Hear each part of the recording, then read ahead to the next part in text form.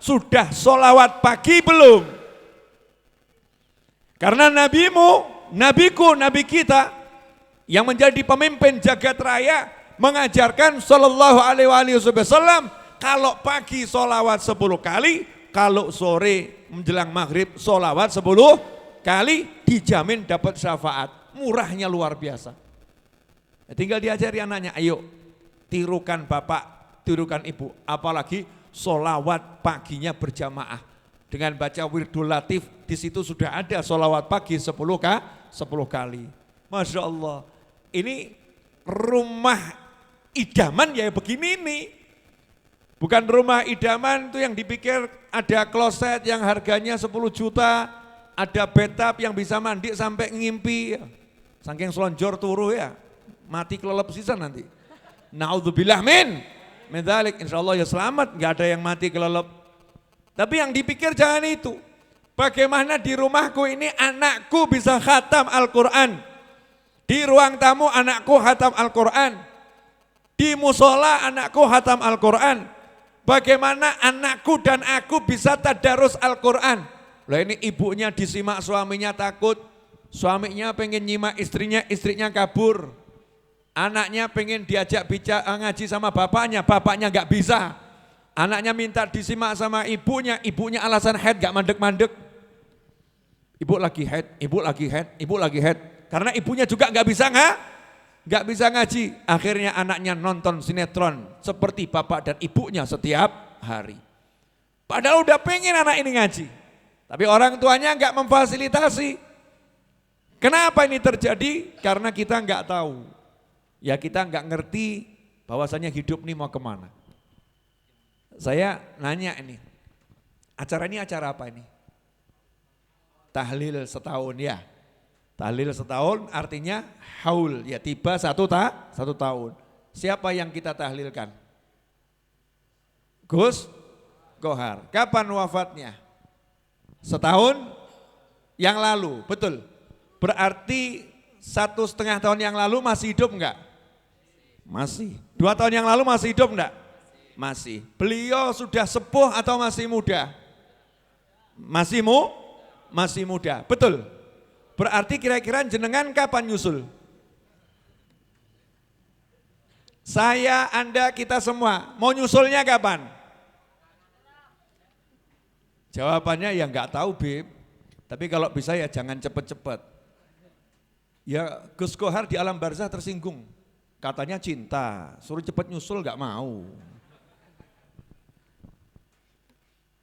Urusan mati, urusan pindah ke akhirat, semua minta perpanjangan kontrak di dunia. Minta kontraknya dipanjangkan, minta ditambah. Oke, kabul. Jenengan dipanjangkan umur sampai 1000 tahun, siap. Insya Allah, bagus jawabannya insya Allah. Tapi coba dicek dulu. Istrinya meninggal, dia masih hidup. Oke, bisa nikah lagi, sip.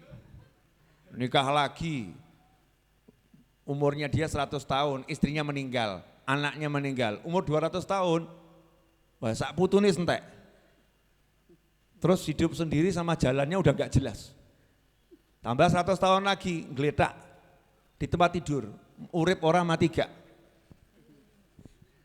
Mau? Mikir sih. Jangan tergesa-gesa. Ini laporan ke langit jalan terus ini ya. Mau?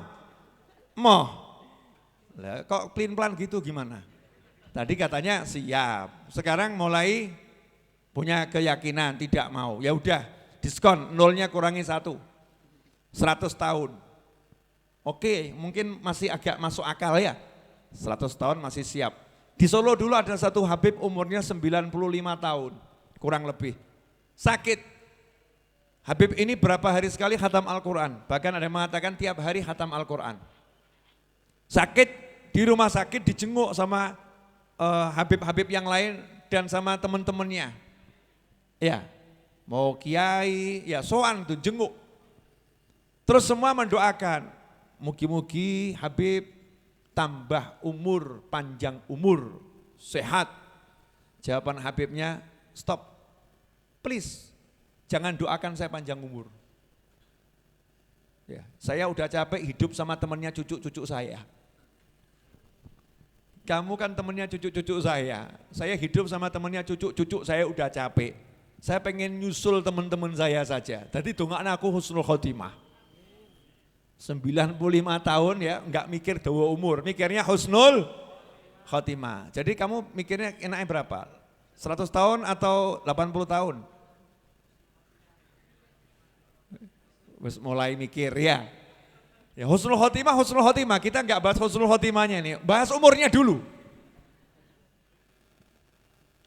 Umur ini, ternyata umur kita ini yang enggak bakal meleset. Wong sudah dikasih tahu oleh Allah Ta'ala kok. Yang menciptakan kita kan Allah, enggak ada yang lain. Allah udah ngasih tahu kita lewat Nabi Muhammad sallallahu alaihi wasallam. Rasulullah udah ngasih tahu umur umatku 60 sampai 70 tahun. Itu rata-rata di kuburan ya segitu. 60 sampai 70 tahun. Berarti setelah menginjak umur 60 tahun masih hidup. Berarti sudah dekat? Sudah dekat? Hadir enggak orang yang umurnya 60 tahun ini? Nah, berarti sudah dekat? Enggak apa-apa ngomong gitu loh ya. Oh itu fakta. 60 tahun berarti sudah usia mati. Usia mati, wilayah kematian 60 sampai 70 tahun. Tapi yang namanya mati enggak nunggu 60 sampai 70 tahun. Saya kaget waktu dengar berita wafatnya almarhum putra Kiai Haji Arifin Ilham rahimahullah. Ustadz Amir ya, Muhammad Amir Az-Zikra. Semoga Allah merahmatinya di alam barzah sana, menjadikan kuburnya sebagai taman-taman surga, meletakkan ruhnya bersama para nabi, para siddiqin, para syuhada dan para sholihin, dan bersama ayahnya tercinta, dan dijadikan yang ditinggalkan ibunya maupun saudara-saudaranya mendapatkan ketabahan, kesabaran, dan bisa meneruskan perjuangannya dengan penuh kemudahan dan pertolongan. Amin Allahumma amin. Saya masih ngobrol hari Ahad, 2 minggu kemudian dengar meninggal. Ya kaget saya, Allah, maksud anak muda itu. Barusan ajak ngobrol, saya ajak bercanda di ceramah, saya guyon di ceramah bersama beliau rahimahullah. 2 minggu kemudian wafat. Terus ya mikir aku, lah aku kapan? Mesti ya jawab, sojok sik lah awakmu angkat sik. Aku belakangan saja, kalian berangkat duluan. Mesti kan mikirnya begitu ya, sama orang lain kan begitu kita. Oh saya belakangan aja lah, dia berangkat duluan. Bahkan setan itu menghias. Begitu kita mau ingat mati, setan akan mengarahkan, itu dulu yang pantas mati, umurnya udah sekian. Itu dulu yang pantas wafat, umurnya udah sekian. Kamu masih muda. Namanya maut gak kenal usia, yang penting kontraknya menurut catatan Allah habis, maut selesai. Mau sehat, gagah, perkasa, gak punya penyakit, ganteng, pol, kalau kontraknya habis tetap mati. Walaupun sakit udah gak bisa gerak, walaupun udah gak bisa ngapa-ngapain, komplikasi 80 penyakit. Tapi kalau yang nama kontraknya belum habis, dimati-matikan gak mati-mati. Cabut alatnya ben mati, gak mati. Tambah melek, kaget itu. Kok tambah melek gitu ya. Kenapa? Kontraknya belum habis. Wah ada itu, naudzubillah min dzalik. Ada orang bunuh diri setelah jatuh dari sekian lantai ya, ternyata gak mati. Gak mati tapi ya gak urip. Hidupnya gak enak, naudzubillah min dzalik. Kadung remuk. Tapi yang gak mati, lama.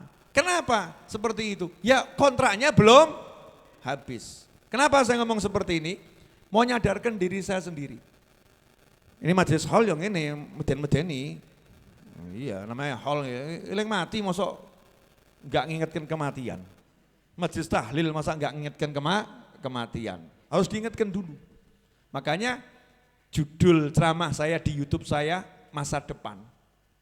Tadi saya ketik judulnya Masa Depan. Habib kapan mikir ceramahnya? Enggak mikir. Tadi ngasih judul saja, mau ngomong apa juga enggak ngerti. Yang penting megang mic ngomong, gitu aja kok repot. Nyantai. Nah, karena usia kita ini mahdud terbatas 60 sampai 70 tahun, terus kita nanya, habis mati ngapain? Loh, asik ya. Saya ditanya, Habib dari Singosari kemana? Balik Solo. Karena asal saya dari Solo, saya ke Singosari cuman mau ceramah, selesai saya ya balik ke Solo. Betul kan ya? Nah, saya nanya sama jenengan asalnya dari mana? Solo. Antum, saya, kita semua asalnya dari mana? Dari alam akhirat.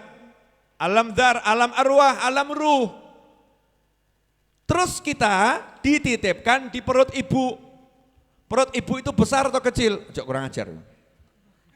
Perut ibu besar atau kecil? Ojo kurang ajar.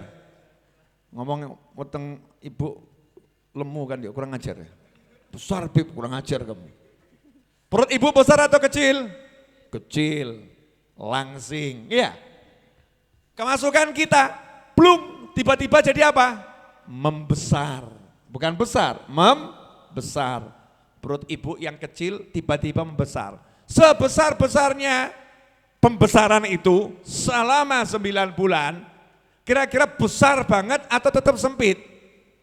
Ya tetap tambah sempit. Kenapa? Karena ruangannya itu tidak berubah. Yang berubah adalah ukuran bayinya, ngesuk terus. Bayinya ngesuk, sempit. Dari alam yang luas dimasukkan ke alam yang sempit. Kenapa dimasukkan ke alam sempit? Karena itu pintu. Alam sempit perut ini adalah pintu. Pintu untuk kemana? Masuk alam dunia. Jadi alam perut ini adalah pintu untuk masuk alam dunia. Nanti selesai di alam dunia dikembalikan ke alam akhirat. Inna lillahi wa inna ilaihi rajiun. Kami miliknya Allah dan kami kembali kepada Allah. Balik ke alam akhirat harus lewat pintu. Makanya enggak ada judulnya kuburan jembar, enggak ada. Saya akan buat kuburan yang luasnya 5 hektar. Boleh luas kuburannya, tapi kuburanmu tetap sak kotak. Betul ya? Sak kotak, kecil 1 kali 2 meter. Kenapa kecil? Pintu. Untuk masuk mana? Masuk alam barzah. Alam barzah besar atau kecil? Besarnya luar biasa. Nanti mau masuk alam mahsyar, alam akhirat, dikeluarkan lagi lewat pintu. Enggak ada ujuk-ujuk dari barzah gitu ya, alam mahsyar, enggak. Dikembalikan lagi lewat pintu. Maka namanya alamnya alam kebangkitan, bangkit.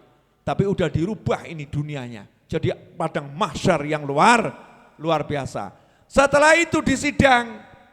Setelah disidang digiring ke neraka atau dihantarkan ke surga. Mudah-mudahan kita termasuk yang dihantarkan ke surga. Amin Allahumma amin. Dihantarkan ke surga, sampai di depan surga harus melewati yang namanya jembatan.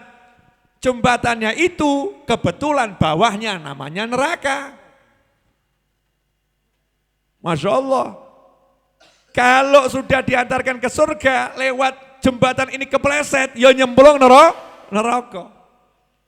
Makanya jangan cuma diantarkan ke surga, sampai dimasukkan ke dalam surga. Karena ada orang-orang yang sudah dihantarkan ke surga, di depan pintu surga diseret ke neraka oleh anaknya. Ya Allah, jangan masukkan orang ini ke dalam surga. Karena dia tidak pernah mengajarkan aku sholat. Aku tidak bisa sholat gara-gara dia. Jadi bawa dia masuk neraka bersamaku ya Allah. Ada pula istri-istri nanti yang nyeret suaminya. Makanya Pak, kadang-kadang tuh istri sudah di dunia ruwet, akhirat yang meruweti. Kadang-kadang loh ya, sama seperti suami Bu, suami juga begitu. Ono. Ada suami-suami yang begitu juga ada itu. Gak usah kita jelaskan ya, yang suami gak usah dijelaskan. Istri aja dulu. Istri dulu, karena ini majelis para suami, bapak-bapak ini di sini pemirsa, ini banyak suami-suami. Jadi saya akan menjelaskan nih istri-istri yang akan menyeret suami ke neraka. Istri-istri yang enggak pakai jilbab, istri-istri yang ngumbar aurat, rok mini dan seterusnya. Istri-istri yang tidak mau sholat, suaminya membiarkan, bahkan suaminya senang. Dik, kamu kalau jilbaban tuh kok kurang ayu ya dik ya, bukaan dik ben ayu. Jadi aku dadi wong lanang gagah lho, gandeng wong wedok ayu nang dalan. Masya Allah. Sebagai suami aku akan merasa gagah kalau aku nanti gandeng kamu di mal-mal seperti bawa cewek cantik, ternyata itu istriku. Jadi senang kalau suaminya istrinya telanjang tuh senang. Istrinya pakai rok mini senang. Istrinya pakai kacamata hitam, rambut terurai. Wah, Masya Allah, jaketan sisan. Bangga dia, gandeng. Suaminya sholat, bukan enggak sholat, suaminya sholat. Zikir suaminya, zikir. Ngaji mungkin ikut sholawatan suaminya. Di akhirat suaminya diantarkan ke surga. Gara-gara punya amal soleh yang banyak. Tiba-tiba istrinya melayu ngoyak.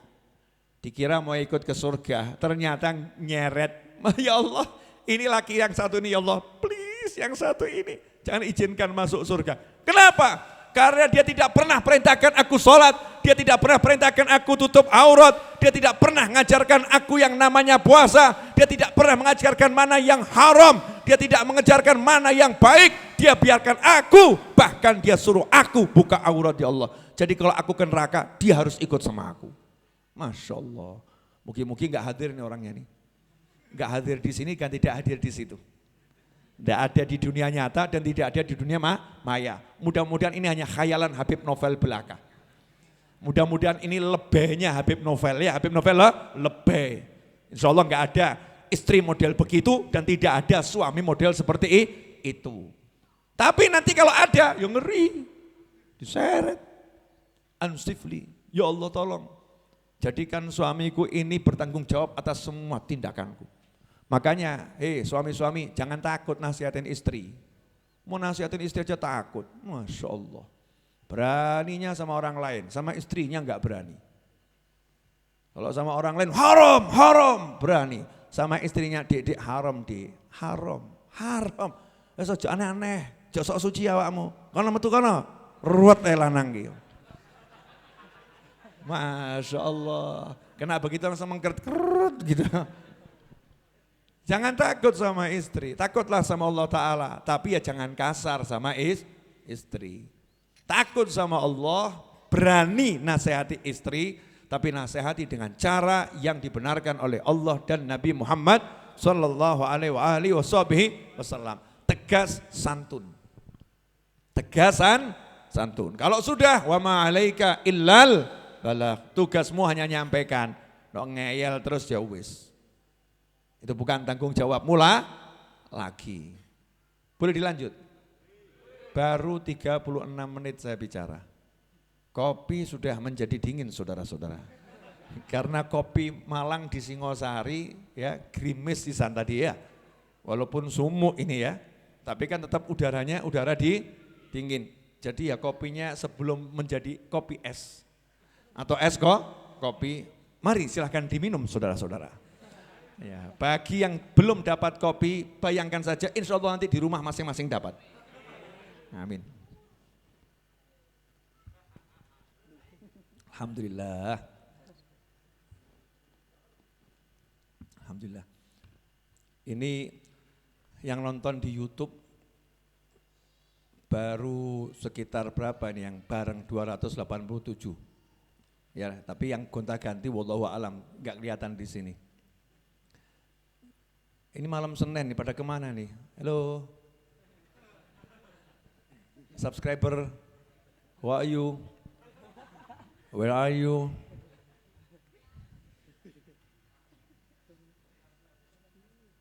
Alhamdulillah. Sallu ala nabi, Allahumma shalli alaihi. Saya baca itu sallu ala nabi ya. Alhamdulillah, kabeh nyaut sholawat. Memang kalau dengar kalimat sallu ala nabi, maka kita semua Allahumma salli wa sallim wa barik alaih atau sallallahu ala Muhammad. Yang penting baca sholawat. Alhamdulillah. Lanjut. Yang belum ceramah kok. Ini kan baru muqaddimah. Muqaddimah tentang kenapa kita harus mikirkan usia kita ini. Karena ternyata perjalanannya panjang, tujuannya surga atau neraka. Nanti bisnya itu parkirnya di surga atau parkir di neraka. Kan cuman itu. Gak ada yang lain. Al-A'raf nanti kalau di tengah-tengah kan ya ujungnya surga atau neraka. Gak ada yang lain. Nah, biar kita selamat sampai di sana, artinya masuk surga, kesempatannya cuman sekarang, gak ada yang lain.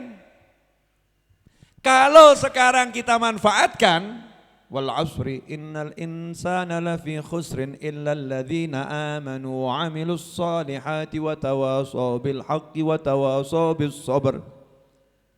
Allah yang bilang itu wal asr. Demi waktu. Pakai waw sumpah loh. Allah sumpah kan. Kalau kita enggak denger ya kebangetan loh. Itu kalau udah suami sumpah. Demi Allah dek gitu ya. Kan istri mantep, wah ini jujur nih. Artinya tolong hargain aku nih, aku suami sampai sumpah. Nah kalau Allah kan sebetulnya ngomong apapun pasti betul.